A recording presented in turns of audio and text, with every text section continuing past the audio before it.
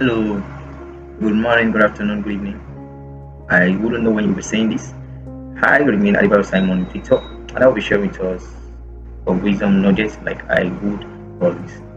Do you realize that no one has the permission to hurt you until you give it a license to actually perform its duty? There's never been a time we become hurt by getting spoken at until we become deliberately conscious about the word that's been spoken against or to us. Take for example, you were in a conversation with someone.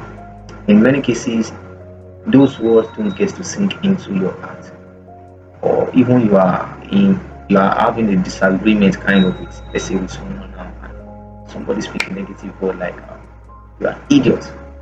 Naturally, the word wouldn't have had much efficacy on us. Like when we now begin to retreat over, it's like, do you mean I'm an idiot? Like, am I really an idiot? That very moment we begin to place an emphasis on the negativity of the word, it creates a spark in our heart and bring us to a standpoint of justifiable action.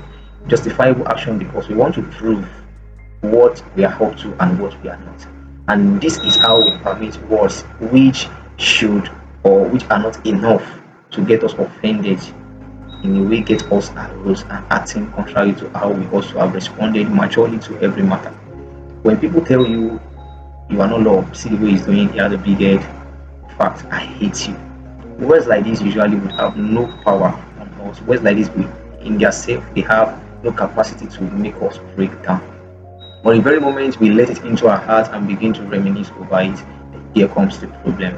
And we begin to discover that deadly there are times that we may not fight instantly, maybe not like the first example where you have to retreat and then defend yourself in response to what you are and what you are not. There are other times that what you do is creep through our thoughts and get into also badly that we begin to act and see ourselves in such a way we have been described in the past.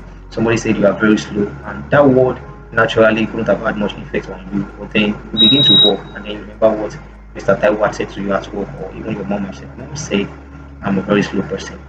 And before you know it, it becomes something coming to you more often than not. And before you know it, you begin to act in response to that word. This is because this is what you hear very much often, or is what you have permitted into your heart. So for whatever words you wouldn't allow into your heart, you should be careful to avoid getting them repeated.